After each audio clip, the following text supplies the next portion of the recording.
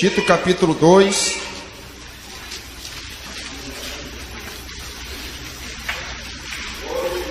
capítulo 2, verso 14. Eu vou aproveitar que é um texto bem conhecido, que nós ouvimos bastante. Sobretudo eu, desde a minha infância, tenho escutado bastante esse versículo. Está em Tito capítulo 2, verso 14. Quem encontrou, diga glória a Deus. Tito capítulo 2, verso 14, diz assim: o qual se deu a si mesmo por nós. Estamos falando de Jesus Cristo, né? O qual se deu a si mesmo por nós, para nos remir de toda iniquidade e purificar para si um povo seu, especial, zeloso de boas obras. Amém, irmãos? Amém. Pode assentar e alegrar no Senhor com as palmas bem forte.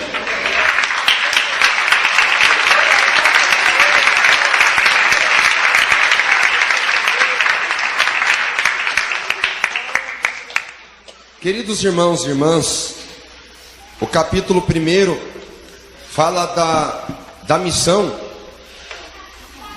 muito séria de Tito, de levantar alguns cargos e colocar algumas coisas em ordem na igreja de Creta, na região da Grécia. Capítulo 1 fala da responsabilidade do presbitério. O que significa o presbitério? É uma função administrativa, não deixa de ser, mas é uma função ministerial também, não deixa de ser, mas é uma função espiritual muito gloriosa. E não tem nenhum presbítero aqui hoje, e não tinha nenhum presbítero na quinta-feira passada. Então a gente só vai dizendo mais ou menos assim: Deus, manda mais, Deus, Deus. Só que hoje aqui a palavra não é para presbítero necessariamente. A palavra hoje é dirigida a 4 grupos de pessoas. São os irmãos idosos, as irmãs idosas, as irmãs mais novas e aos servos. Eu falei 4, acrescenta mais uns 5, e aos jovens também. Tito, ele recebe a incumbência de ensinar essas pessoas, porque a igreja, ela não pode ser categorizada, ou dividida, ou estratificada por faixa etária. É claro que eu acredito na validade de métodos para ensinar de uma forma mais didática o evangelho para criança, o evangelho para adolescente, para jovem, para adulto e para idoso. Eu acredito na boa vontade de se elaborar métodos para atender essas faixas etárias. Mas eu entendo particularmente que a Bíblia, ela não faz discriminação etária, ela não faz separação etária, porque o evangelho para a criança, para o adolescente, para o jovem, para o adulto e para o idoso, o evangelho que leva para o céu é um só.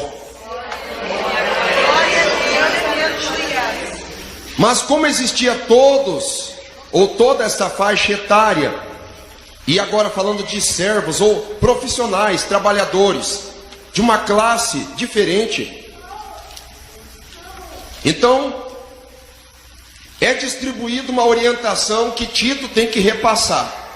E Tito está falando, e não adianta olhar para mim, meu nome é Tito, mas o que eu estou falando aqui, eu estou falando tudo porque Paulo falou. E se Paulo falou, vocês conhecem o Paulo, não é só porque ele é bravo. Vocês conhecem o Paulo, e não é só porque ele é inteligente, e não é só porque ele era fariseu, e não é só porque Jesus apareceu para ele, onde o constituiu como um apóstolo, até mais famoso do que o próprio Matias, e é conhecido como o fundador do cristianismo. Não é só por isso, é porque Deus mandou ele falar. Então vocês escutam. É mais ou menos isso que Tito, certamente nas suas introduções, tinha que falar para os cretenses. Mas vamos lá, capítulo 2, verso 1, vamos lá. Tu, porém, fala o que convém à sã doutrina. Paulo mandando Tito, é o seguinte, eu sei que você é jovem, eu sei que você é novo, mas é o seguinte, você vai falar tudo o que convém à sã doutrina. Ou seja, você vai falar o que é conveniente, sim, o que é conveniente, mas não é o que é conveniente para o gosto popular. Você não vai falar o que é conveniente pelo que é agradável aos ouvidos. Você vai falar o que é conveniente à sã doutrina. Ou seja, você não vai pregar para arrancar aplausos, você não vai pregar por popularidade, você não vai pregar para ganhar presente, você não vai pregar para ser bem-quisto ou para ser ovacionado. Você vai pregar obedecendo o que eu estou te mandando fazer, porque não somente eu estou mandando fazer, você está cuidando da igreja, você está colocando tudo em ordem, então você tem um compromisso. Você tem um compromisso fundamental, antes de ser um compromisso comigo, apóstolo Paulo, que estou te mandando, você tem um compromisso com a sã doutrina do Senhor. É isso que o capítulo 2, versículo 1 está dizendo que é a missão de Tito. Você acha fácil essa missão? Eu não acho. Eu não acho, porque os cretenses eram pessoas que tinham espírito crítico. Não só porque a palavra cretense começa com CR e vai associar a crítica, mas eles tinham conhecimento do epicurismo, do estoicismo, tinham conhecimento da filosofia platônica, da filosofia aristotélica, enfim, Parmênides de Eleia, Heráclito de Éfeso e tantos outros grandes filósofos da Grécia existiram naquela região de Atenas, naquela região do período helenístico, do período áureo da filosofia. Então eram pessoas que liam e gostavam de ler e comentar o que eles liam.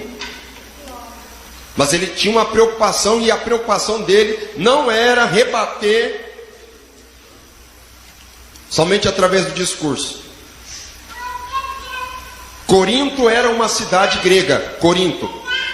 E Paulo, na sua primeira carta, no capítulo 2, ele diz: a minha pregação não consistiu em persuasão através de palavras e nem demonstração de sabedoria, mas através do poder do Espírito Santo. Então Tito tinha uma responsabilidade parecida. Por que Deus operar? Por que Deus fazer milagre? Por que Deus expulsar demônios? Por que Deus fazer isso ou Deus fazer aquilo? Por quê? Para a consolidação doutrinária. Sabe o que é a consolidação doutrinária? Para o povo entender a vontade de Deus. Para o povo andar em santidade, andar em santificação. Essa é a vontade de Deus, a nossa santificação. E quando se fala de doutrina, às vezes a gente pensa assim: doutrina, meu Deus, lá vem chumbo grosso. Sabe o que significa doutrina? A doutrina vem de um radical, doute, de um radical doute. E você conhece alguém que é doute? Nefrologista é doute. Um professor de história é doute. Um grande professor acadêmico de nutrição é um doute. Doutor. O que é doutrina? O que é doutor? Aquele que é versado para ensinar. O que é doutrina? Ensinamento. Então Tito tinha uma missão. Qual que é a missão? Viver só pregando contra o pecado, viver pregando sobre os costumes do povo, mudando o costume deles, tentando judaizar o costume deles. Não, não é só isso. É tudo isso e muito mais. Doutrina. Quando se fala doutrina, às vezes nós pensamos que doutrina é só o estudo das vestes. Quando se fala de doutrina, parece que doutrina é só o estudo de combate à televisão. Não é. Doutrina é tudo isso, mas é muito mais. Doutrina tem que falar doutrina da salvação, doutrina dos dons, doutrina da regeneração, doutrina do novo nascimento, doutrina da trindade, doutrina de Deus. Tem vários conceitos que vão englobar e funcionar como sendo o conceito de doutrina. Usos e costumes são doutrinas também. Eu sei que talvez alguém olhe para mim e pense assim: e tu gosta de falar sobre isso? Gosto mesmo, não vou negar. Mas doutrina não é só isso. Doutrina não é só isso. Paracletologia, por exemplo, doutrina do Espírito Santo. Doutrina extraordinária, maravilhosa, e tem que ser falado. O que é doutrina? Ensinamento. Tito tinha uma incumbência. ensinar. Ensinar. Dá um glória a Deus aí. Não é verdade? O trabalho de Tito era esse: ensinar. Tu, porém, fala o que convém à sã doutrina. Por que sã doutrina? O que é alguma coisa sã? Isenta de doença. O que é alguma coisa sã? Isenta de defeito. O que é alguma coisa sã? Alguma coisa que é sadia, alguma coisa que não é enferma. Existe a doutrina sã. Doutrina sã. Mas existe doutrina de demônios. E existe doutrina de homens. Então o que é a doutrina sã? É uma doutrina sadia, fundamentada em alguma coisa que traria essa salubridade. Qual que é uma doutrina que traz salubridade? Qual que é? A doutrina fundamentada naquilo que traz saúde. O que traz saúde? É a Bíblia Sagrada que traz saúde. Glória a Deus, aleluia. Por que traz saúde? Você sabe o que nós seres humanos somos? Muitos podem dizer nós somos o que nós fazemos. Não é só isso. Nós somos o que nós comemos também. Nós somos o que nós comemos. Se você comer só alguma coisa salgada, você vai prejudicar seus rins. Você come alguma coisa muito gordurosa, você vai prejudicar teu intestino, você vai prejudicar várias partes do teu corpo. Você é o que você come. Então, se você não come a palavra de Deus, você pode morrer por inanição. Igual se você não comer um alimento, você pode morrer de fome. Se você não comer a Bíblia Sagrada, não se alimentar, você vai morrer espiritualmente. Só tem um detalhe com a Bíblia. A Bíblia, além de matar a tua fome espiritual, ela te dá saúde espiritual. E é aqui que existe a sã doutrina, porque tem saúde doutrinária aqui na Bíblia Sagrada. Glória a Deus. Na Bíblia tem saúde espiritual. Certo, irmãos? Vamos lá então para os conselhos. Vamos lá? Por quem será? Por quem será que começa os conselhos? Por quem? Pelas crianças? Não pode. É por isso que a sociedade moderna está indo de mal a pior. É por isso que o reinado de Roboão, filho de Salomão, caiu por terra. Sabe por que o reinado de Roboão caiu por terra? Você sabe? Você sabe? Claro que você sabe. Porque ele deu ouvido aos mais jovens e ignorou a experiência dos mais velhos. Me desculpe a sinceridade, amo os jovens, tenho filhos jovens. E a energia, a força de vontade, a capacidade intelectual, o ímpeto do jovem é inquestionável. O jovem tem força, tem energia, tem vigor. O jovem tem iniciativa. O jovem é espoleta para tudo. Só que toda força precisa ter uma orientação e uma direção definida. Senão você vai gastar força, vai gastar energia à toa, na direção errada. Hoje os idosos são maltratados, são jogados nos asilos, os filhos desprezam, os netos chamando os avós, chamando o avô de você. Que vergonha! Tem que chamar o avô de senhor, tem que chamar a avó de senhora. E tem uns avô moderninho, né? Tem uns avô moderninho que só falta usar aqueles Ray-Ban, aquelas barbichas, amarrar aqueles lenços de motoqueiro de Harley Davidson e dizer: Senhor está no céu. Tem que ensinar. Tem que, cada coisa no seu lugar. Os idosos têm que ser respeitados. Tem que ser respeitados. Tem que ser os senhores idosos, as senhoras idosas. Eu vou acabar falando demais aqui. Vamos ver então, vamos aos conselhos. Versículo 2. Preste atenção. Nós encontramos aqui no capítulo 2, Tito ensinando uma forma de viver para todos. Ele divide os mandamentos em 8 partes.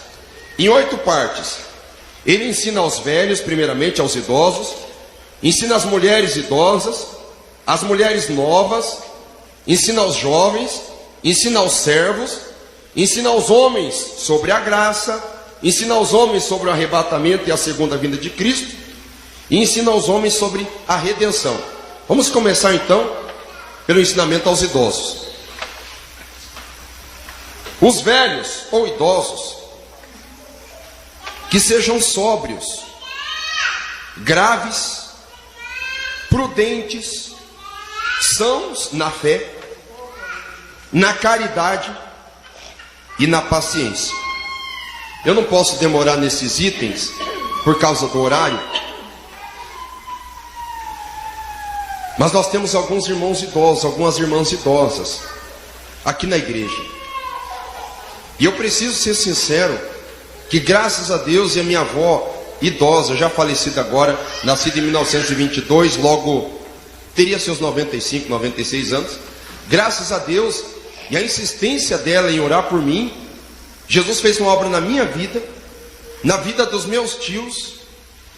E como eu não fui criado pela minha mãe legítima, através da oração da minha avó, que é minha mãe, que eu chamo de minha mãe também, eu evangelizei a minha mãe biológica, e pela graça de Deus, as minhas irmãs conheceram o Evangelho. Se não seguirem o Evangelho, se não seguirem a ortodoxia evangélica, é porque elas não querem, porque eu pregava direto lá na casa da minha mãe contra a televisão, contra o pecado, contra todo tipo de imundícia, até contra a bebedeira da cerveja. Tanto que hoje minhas irmãs abandonaram tudo que elas faziam que era errado. Então é muito importante nós valorizarmos as pessoas idosas. Até agora eu coloquei os irmãos idosos lá em cima, só que agora a Bíblia vai puxar vocês para baixo um pouquinho. Mas vamos lá, não tem problema. Que sejam sóbrios. O que é alguém ser sóbrio? É claro que no nosso ministério nós não temos o costume da ingestão do vinho. Nós não temos esse costume. Ingerimos o suco da videira, mas nada de fermentado, né? Então a sobriedade está relacionado à abstinência de alguma coisa alcoólica. Mas a sobriedade também está relacionado, quando a Bíblia diz ser sóbrio e vigilante, Pedro não está falando com alguém bêbado. Pedro está dizendo de sobriedade no sentido de vigilância. Então está dizendo para as irmãs e os irmãos idosos, deixa eu virar para cá também, para não dizer que eu estou falando só do lado de cá. Está falando sobre vigilância. O que é sobriedade? Sobriedade é estar sempre alerta. Eu fiquei triste, irmãos, com algo que eu presenciei no estado de Santa Catarina, quando eu fazia muitas visitas levando Santa Ceia nas casas. E daí muitos irmãos, irmãs, idosos, eu posso dizer, infelizmente, que nadaram tanto para morrer na praia. Desculpa a sinceridade. Que Deus me livre disso e livre todos nós disso. Lutaram. E quando estavam em certa idade, começaram a se desviar dos rudimentos do princípio. E alguns acabaram, por causa disso, ficando até mentalmente perturbados. Eu falava, meu Deus, era uma pessoa tão cheia do Espírito Santo, agora parece que a pessoa está perdendo a noção, xingando, falando palavrões, com idade avançada, quase que debilitado. Então, irmãos, nós não, porque agora é dirigido aos irmãos idosos. É preciso ter cuidado, que Deus me ajude a chegar à idade de ser chamado idoso, que Deus me ajude. Eu quero ter cabelos brancos, não sei se eu vou ter muito cabelo até lá, mas eu quero que Deus me abençoe nesse sentido. Então tem que ter vigilância, não somente na idade, quando você tem as suas atividades no auge, mas quando você pegar certa idade também, tem que se entender que tem que se desprender do mundo. Tem alguma pessoa que chega na idade e começa a sentir saudade de antes, sentir saudade do vigor, sentir saudade de tantas coisas de quando podia fazer. Mas eu me privei disso, me privei daquilo, e começa agora a querer ter um espírito jovem, fora de época. não está vigiando. Tem que entender que em todo momento da nossa vida, não é só porque está com a idade, ou com a idade avançada, ou com a idade que é chamada melhor idade, não é só porque está nessa idade que Jesus pode vir para a pessoa. Jesus pode vir a qualquer momento, mas temos que entender que Jesus está para vir a qualquer momento, e nós podemos partir a qualquer momento também, todos, idosos e jovens. Então tem que vigiar, não somente quando tem vigor, ou vigiar quando é jovem, vigiar quando é adulto, mas quando está na idade, quando está idoso, tem que vigiar, porque idoso também pode perder salvação. Idoso pode perder salvação. E vocês vão de concordar comigo, os idosos, que vocês hoje enfrentam uma incompatibilidade cultural muito grande. No tempo de vocês, não era assim as coisas como são hoje. Hoje as coisas mudaram. O mundo está praticamente sem rédea e sem volante. E daí esse convívio com o filho, com o neto, e com o vizinho, e com isso e com aquilo.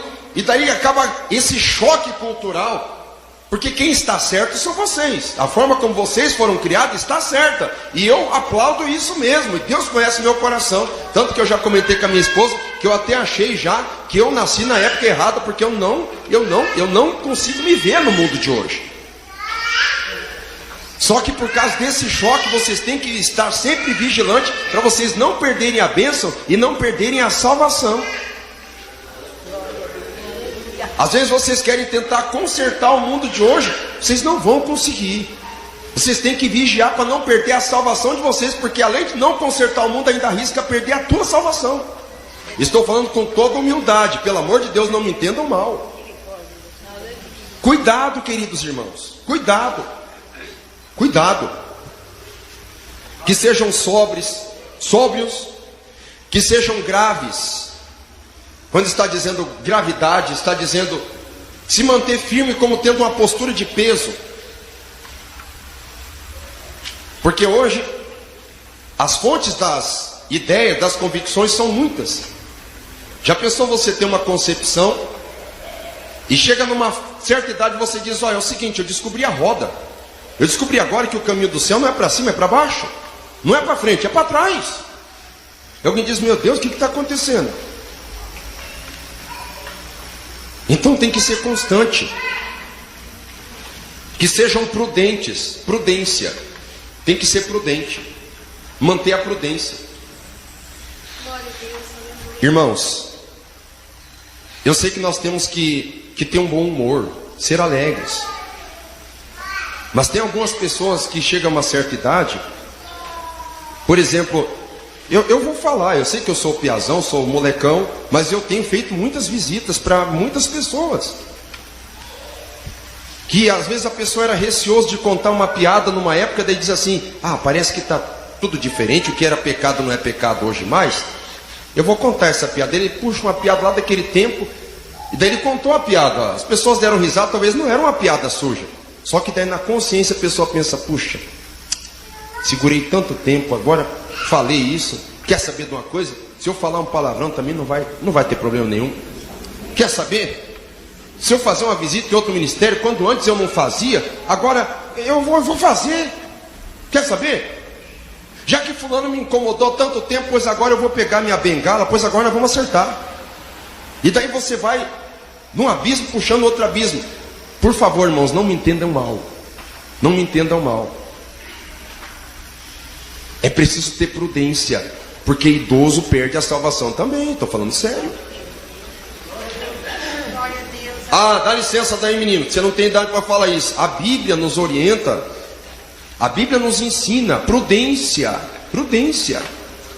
Tem que ter prudência. Que sejam sãos na fé.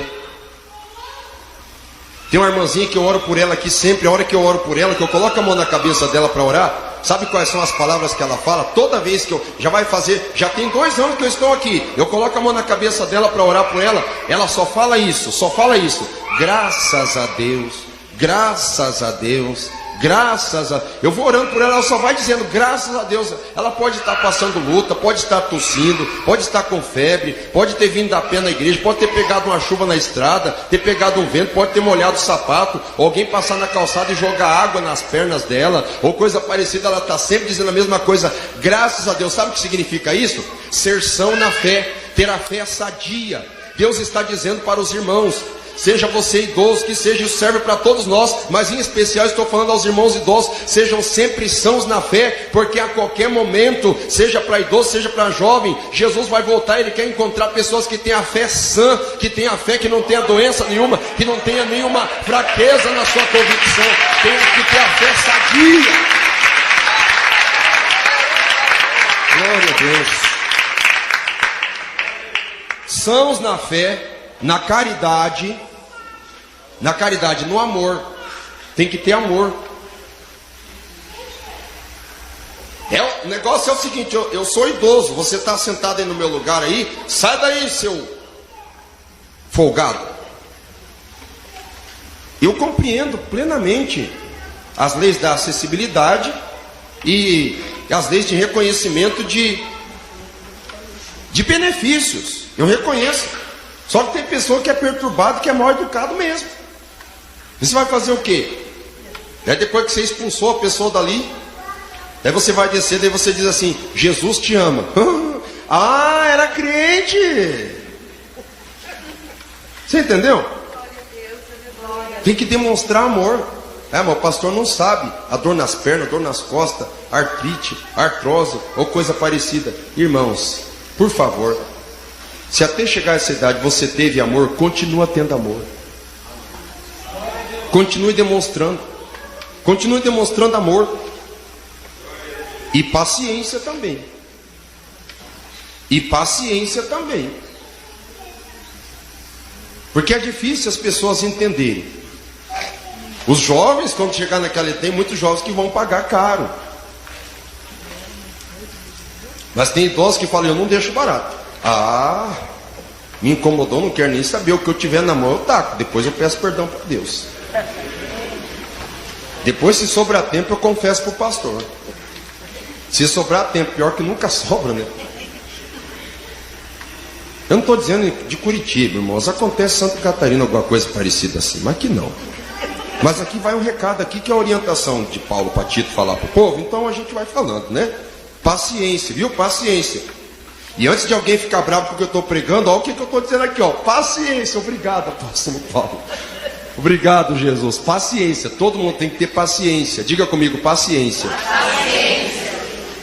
Agora vamos lá, as mulheres idosas. Agora eu preciso olhar só para o lado de cá.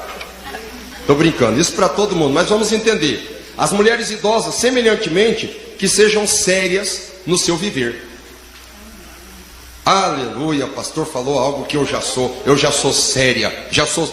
Quando fala de seriedade aqui, não está dizendo seriedade com aquela fisionomia fechada, carrancuda, né? Quando fala de seriedade, está falando de prudência no comportamento. Prudência no comportamento. Seriedade, prudência no comportamento. Que sejam sérias no seu viver, como convém às santas. Como convém às santas servas de Deus.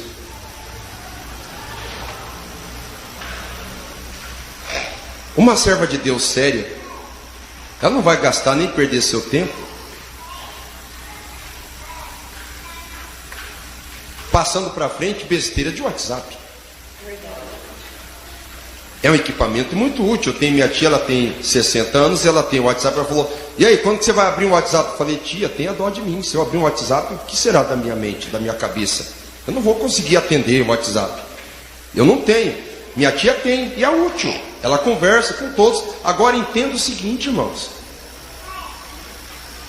Quando você está falando de seriedade, é para ser bem seletivo, para as pessoas entenderem, ó, nada de brincadeira comigo, que eu sou uma serva de Deus. Respeita a minha idade e respeita a minha opção. Eu escolhi ser serva de Deus e ser uma serva de Deus séria. Pastor, eu não posso ter o WhatsApp? Claro que você pode. Mas você já vai colocar, nem que seja lá no teu perfil. Não precisa você colocar no perfil um dia que você chupar limão. Não precisa. Mas pelo menos você coloca alguma coisa que vai identificar que você é uma serva de Deus séria. Uma serva de Deus séria. Seriedade como convém às santas. Não caluniadoras. Que gostam de caluniar, que gostam de falar o que não viu. Ou de reverberar o que escutou, burburinho, fofoca, buchicho, né? Que nem lá diz lá no Rio Grande do Sul. Ah, pastor, mas a única diversão que eu tenho, não tem novela. Eu não tenho nada, pastor. Eu vou fazer o quê? Eu vou fazer uma fofoquinha, Deus perdoa. Não pode ser caluniadora. E como coça a língua, todos nós, vamos falar aqui entre nós, não coça a língua para você passar para frente uma fofoca interessante. Só que toda fofoca interessante, ela é interessante só para o capeta, porque para nós ela nunca soma nada. Eu não consegui ficar mais gordo, e nem crescer, e nem ficar melhor de vida através de uma fofoca que eu escutei ou que eu passei para frente. Alguém aqui conseguiu? Não consegue. Então tem que se cuidar para não ser caluniadora, porque a fofoca vem com muita facilidade. Não dadas a muito vinho. Volto a dizer, no nosso ministério não há necessidade de tocar nesse assunto, mas talvez até haja, né? Deus sabe. Mestras no bem, ou seja, que saiba ensinar, que saiba dar bom conselho, que saiba dar bom conselho, para que ensine as mulheres novas. Opa, estamos entrando em outra categoria. Para que ensine as mulheres novas a serem prudentes, ensinar as mulheres novas a serem prudentes, a amarem seus maridos. Aí as irmãs novas aí, ó, aprender a amar seus maridos, amar a seus filhos, a serem moderadas, né? Moderada em tudo, moderada nas palavras, moderada nas vestes, moderada no trato, moderada no gasto mensal, moderada, enfim. Você está vendo a responsabilidade das mais idosas? É isso mesmo. Ensinar. Alguém diz assim: ah, pastor, mas isso aí vem de berço, isso aí deve ser o marido. Mas sempre você vai ter um contato com uma irmã idosa, e ela sempre vai ter alguma coisa de Deus, se ela for uma serva de Deus, para falar para a irmã que é mais nova. Sempre ela vai ter uma experiência. A serem moderadas, castas, boas donas de casa, sujeitas a seu marido. Ei, pastor, nem começa. Nossa, dê um sorriso para ele. É isso mesmo, isso é a palavra que está falando aqui. Sujeitos a seu marido, a fim de que a palavra de Deus não seja blasfemada. Já falei tudo para as irmãs mais novas, né? Agora tem uma palavra aqui para os jovens, versículo 6. Exorta semelhantemente os jovens que sejam moderados. O que os jovens ser moderados? É não ser escandaloso, não ser espalhafatoso. Moderado no que, pastor? Ora, modelar no que? Tem jovem que escandaliza, começa a ter no corte de cabelo, ele escandaliza. Tem jovem que é escandaloso na risada dele. Ele se sente tão bonitão que ele dá risada tão alto que todo mundo vê que ele chegou. Ele quer usar um sapato vermelho para todo mundo ver que ele não está descalço. Ele quer usar uma roupa apertada para mostrar que ele deu uma engordadinha, ou que ele está um pouquinho mais forte, logo ele está pronto para casar, ou coisa assim, né? Escandaloso. Tem que ser moderado. O que é moderado? Temperado, com bons modos. Jovem tem que ter bom modo. Ah, pastor, é que eu quero chamar a atenção. Escuta, jovem querido, pelo amor de Deus, chamar a atenção do quê? Ah, tem que chamar a atenção. Ó, escuta, existe um problema sério com o jovem.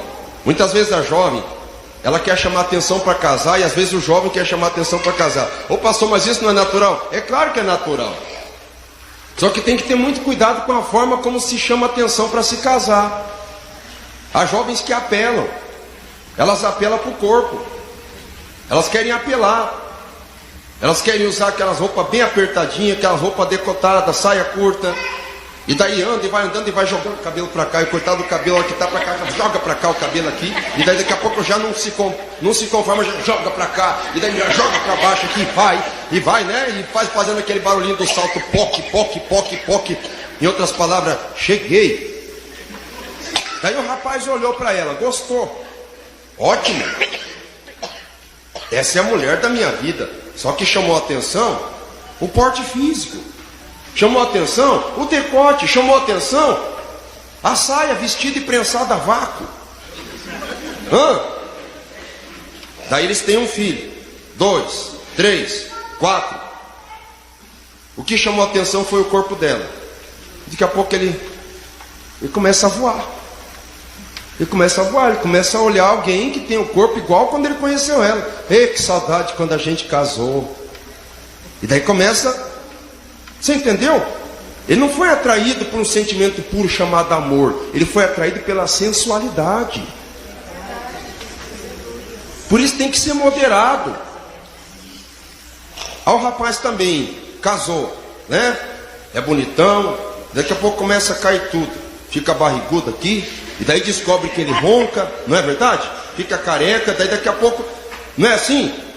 Irmão, tem que ser moderado. A pessoa de Deus ideal para você... Você diz, o padrão de Deus eu já sei. É igual o padrão de Vinícius de Moraes, né? Os feios que me desculpem, mas beleza é fundamental. Preste atenção, seja moderado. A pessoa de Deus para você é aquela que tem coragem de cuidar de você se você envelhecer, se você ficar doente.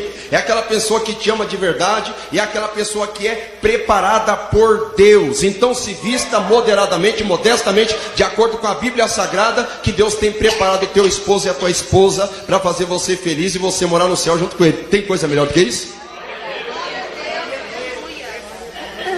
Moderado, com bons modos. Exorta semelhante os jovens a que sejam moderados. Em tudo, te dá exemplo de boas obras. Um jovem tem que ter boas obras. O que é o exemplo de boas obras?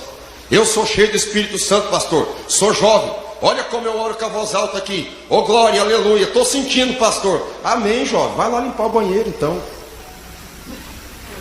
Ô pastor, o senhor sentiu? Senti, irmão, senti de Deus. Você jovem, cheio do Espírito Santo, vamos lá.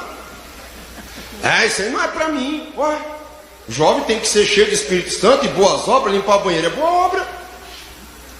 Entregar folheto na rua, boa obra.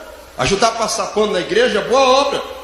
A lâmpada está queimada ali, bonitão, jovem, com toda a saúde, todo vigor. Troca a lâmpada abençoada, é jovem, não é? Ora, não tem nenhum passarinho para dar água. Boas obras, o jovem tem que ser exemplo de boas obras. E ninguém pensa que eu estou bravo, eu sou feio mesmo, não estou bravo. Estou falando na palavra aqui, o jovem tem que ter boas obras. A palavra está dizendo aqui, tem que ter boas obras. E quando eu falo dos jovens, estou falando das jovens também. Às vezes a gente vê alguns jovens, algumas jovens, que são uma bênção, mas eles já querem passar na frente da ordem das coisas. Tem que ser exemplo de boas obras. E boas obras não é você simplesmente pregar aqui para ganhar alma. Quantas almas você pensa que eu ganho para Jesus aqui no altar? Eu tenho que lutar aqui, pedir misericórdia para Deus, para ganhar algumas almas que se convertem e para segurar o rebanho. Mas quem ganha muitas almas mesmo é quem tem coragem de ir lá, pegar o urso pela barba lá, arrancar as pessoas lá na favela, arrancar almas que estão na garra de Satanás lá nos hospitais, na penitenciária. É lá que é o campo missionário. Isso que significa boas obras. Pregar o evangelho aqui é fácil. Eu quero ver ir lá fora ganhar as almas para o reino do Senhor. Isso é boas obras. Isso é boas obras. Glória a Jesus. Amém? Exemplo de boas obras. Na doutrina te mostra incorruptível. Tem que ser incorruptível na doutrina. É triste, irmãos. Mas muitos jovens não querem obedecer à doutrina. Muitos irmãos, muitas irmãs jovens não querem. As jovens querem andar do jeito que querem. Muitas querem andar do padrão do mundo.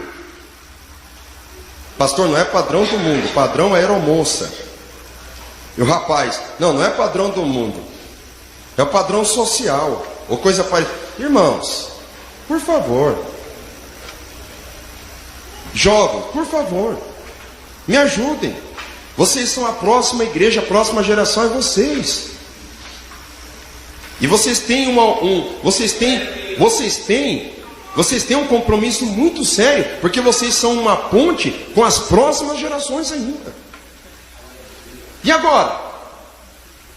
E agora que os mais idosos, conservadores que lutaram, guardaram, cheio do Espírito Santo, falando línguas estranhas, morto ressuscitando, demônios caindo por terra, câncer sendo curado, milagre extraordinário, milagres extraordinários. Daqui a pouco chega uma geração que não guarda a doutrina. Escuta bem, doutrina não é só costume de homem. Quando não houver mais doutrina de santificação na igreja, o Espírito Santo, ó, vai embora, meu filho. Vai embora. Fica só a liturgia, fica só o blá blá blá e o lero lero, fica só a conversa mole, fica só as prédicas, fica só a homilha, fica só a cortina de fumaça. O poder de Deus que é bom, ó, acabou a doutrina, acabou a santidade, vai embora tudo junto, meu querido, não adianta. Não precisa nem eu ficar gastando muito tempo para falar sobre isso, porque vocês já sabem que é assim que funciona. Por que vocês já sabem? Porque vocês já devem ter lido a história de Israel, quando Israel abandonava a santificação. Deus, ó, tchau Israel, tchau, porque eu sou santo. Se vocês não forem santos, ó, tchau. Por isso que os jovens têm que guardar a doutrina. Ah, pastor, eu pensei que esse negócio de doutrina era só para as irmãs de idade. É o problema sério da chamada categorização. Se categoriza por faixa etária. Ah, evangelho para criança, evangelho para adolescente, evangelho para jovem, evangelho para adulto. Já tem um evangelho para gay. Já tem um evangelho, por exemplo, para empresário. Por aí. No Brasil, no mundo já tem essas separações, essas categorizações. O sangue de Jesus tem poder. Na igreja pentecostal, Deus amor, nós temos liberdade para pregar que o evangelho do Senhor não faz acepção nem discriminação. O céu é um só, o caminho é um só, o jovem tem que guardar a doutrina, o idoso tem que guardar a doutrina, a criança tem que guardar a doutrina, todos têm que guardar a doutrina do Senhor.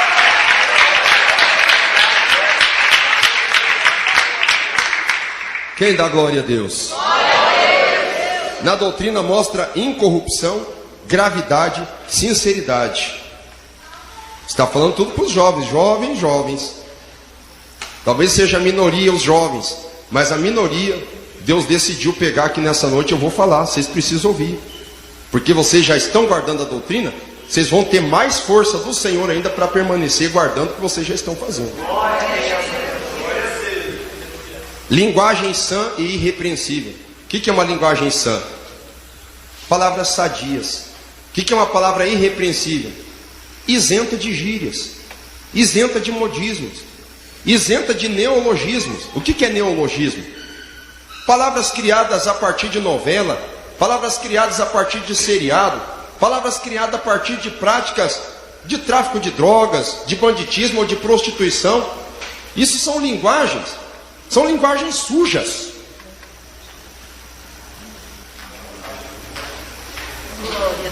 Linguagem baixa. Será que a Bíblia fala de gíria? Será que a Bíblia fala em linguagem baixa? Alguém que vem me dizer que o crente é ignorante, irmãos? Que Deus me perdoe, mas tem que ir para a cadeia e ficar preso um dia lendo a Bíblia o dia inteiro. Porque a Bíblia está cheia de palavras que você precisa do dicionário para você entender o que está ali. Qual que é a finalidade disso? Deus quer de nós erudição. O que é erudição? Sabedoria. Palavra de diplomata. Nós somos embaixadores de Cristo. Nós não fomos chamados para falar o que o mundo orienta. Embaixadores de Cristo. Glória a Deus. Pastor, Deus está falando com os jovens. Não é só com os jovens não, Deus está falando com nós todos. Linguagem sã e irrepreensível, para que o adversário se envergonhe. O que isso quer dizer? Que quem coloca palavrão, gírias, palavras torpes, palavras chulas, palavras...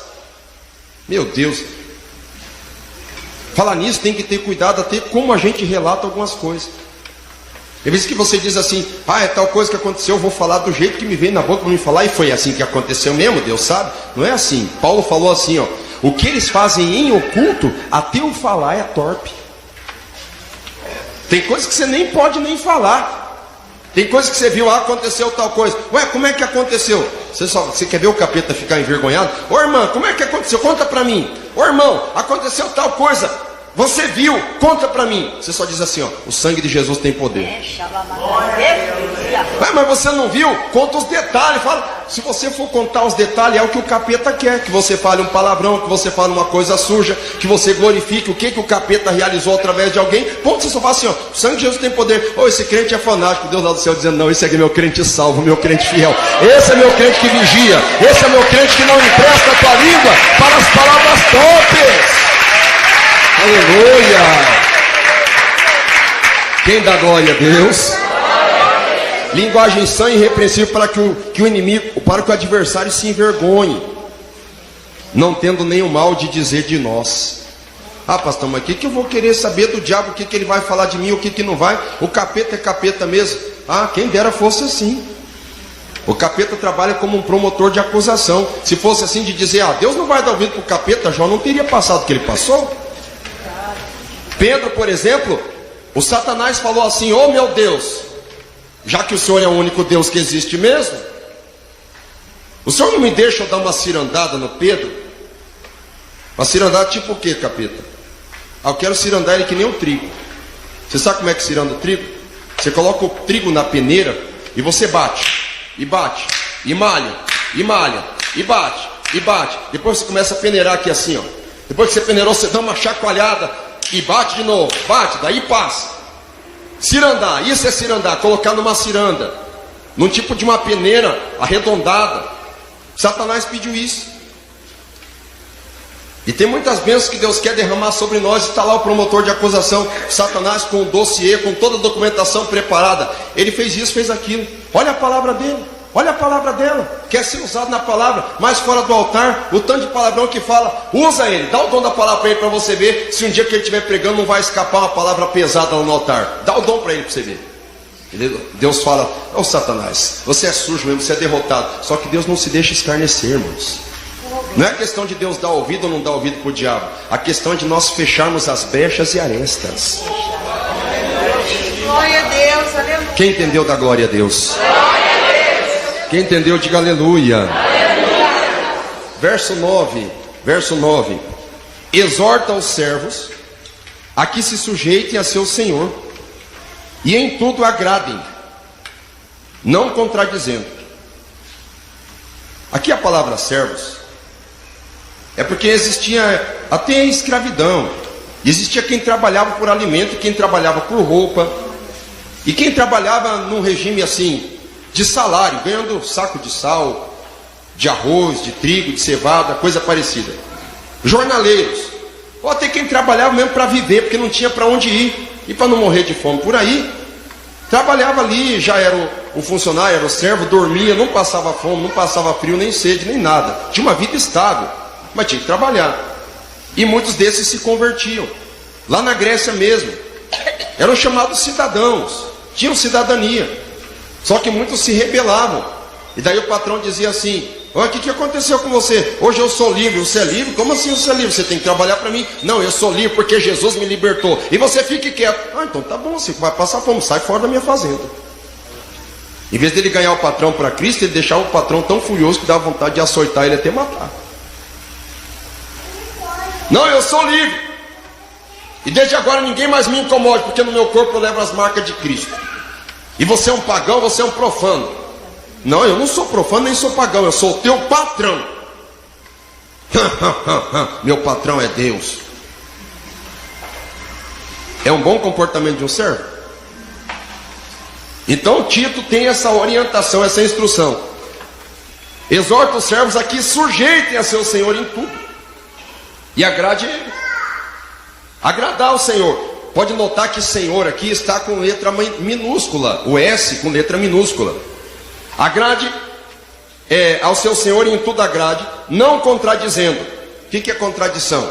É o que eu falei. Ele dizia que era cheio do poder de Deus, cheio do Espírito Santo. A hora que o senhor dele, a hora que o patrão, a hora que o latifundiário, a hora que o senhor de engenho, ou a hora que o proprietário de terras,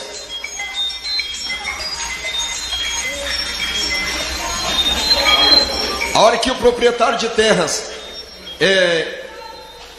chamava atenção por alguma coisa errada dele, tudo que ele tinha pregado, tudo que ele tinha ensinado, ele se contradizia. Porque nós falar uma coisa é importante, mas a gente viveu o que a gente prega, ou às vezes não precisa nem pregar, só o nosso testemunho de vida já é uma pregação extraordinária. Não se contradizendo, não defraudando, porque tinha servo, que ele era servo, trabalhava o dia inteiro. Quer saber, eu sou escravo mesmo, eu vou roubar 10 quilos desse milho aqui, e se o patrão incomodar, eu trago e deixo só o sabugo jogado na porta dele. Eu sou servo, estou trabalhando, sol a sol aí. O que é defraudar? Capturar, levar ilicitamente alguma coisa que não lhe pertence. Meu Deus, pastor, acontecia entre os servos de antes? Acontecia entre os servos e acontece entre alguns brasileiros também, ué. Na política não existe? Pastor, esses políticos terríveis, irmão, esses políticos que roubam a chave de fenda, que roubam alicate. Esses políticos terríveis aí. Acontece. Isso é defraudar. Cuidar. Temos que ser exemplo. Mas isso é para o servo, irmão. É aquele que presta serviço. É funcionário. É por isso que eu digo. Mesma coisa de um pastor, que ele recebe o seu salário, só que daí ele decide defraudar. Ele decide, de uma forma ou outra, se apropriar indevidamente do dinheiro da igreja.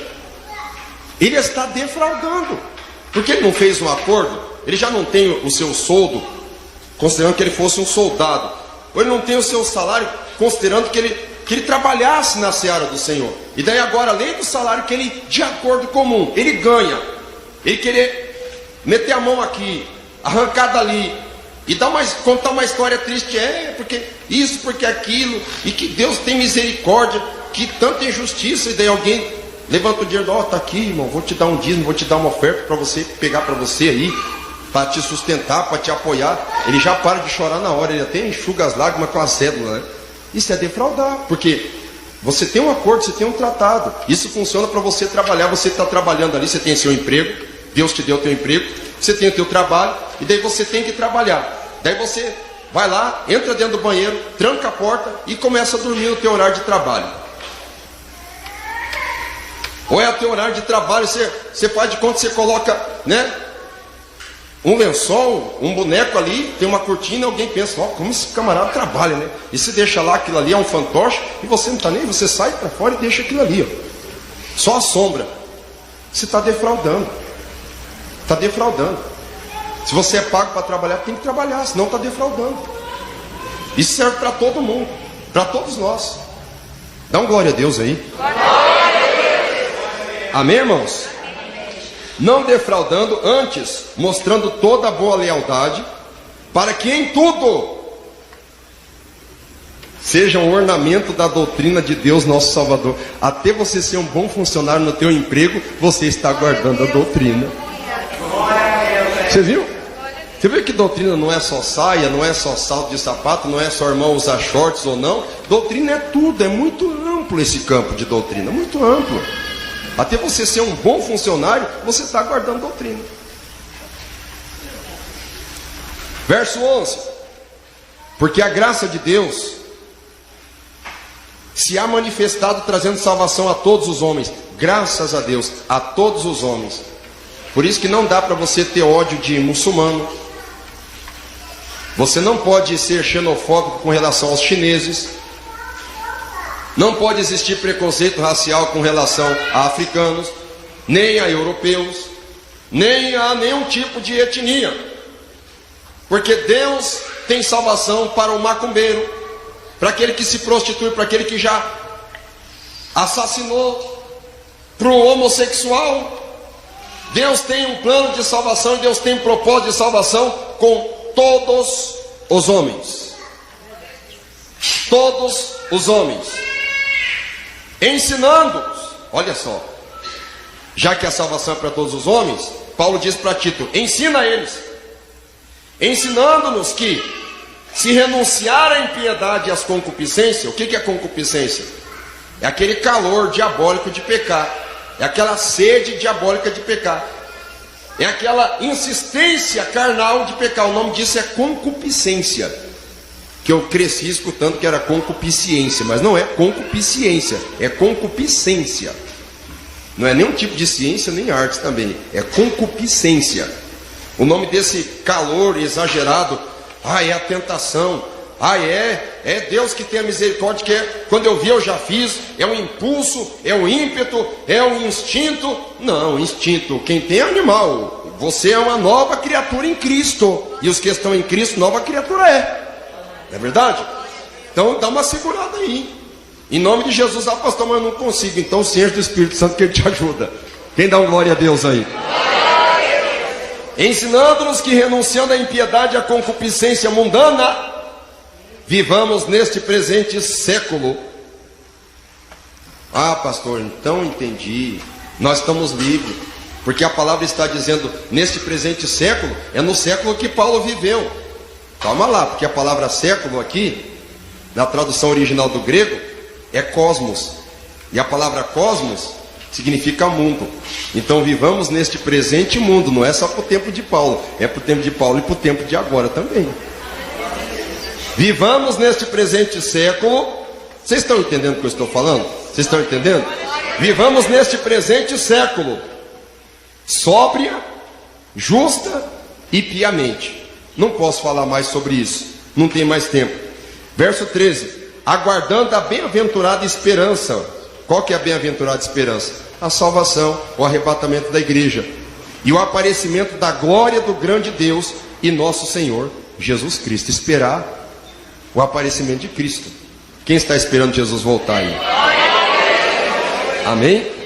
O qual se deu a si mesmo por nós. Esse versículo é maravilhoso, como todos os outros, mas é lindo demais. O qual se deu, estamos falando de Cristo aqui, o qual se deu a si mesmo por nós. Diga assim, por nós.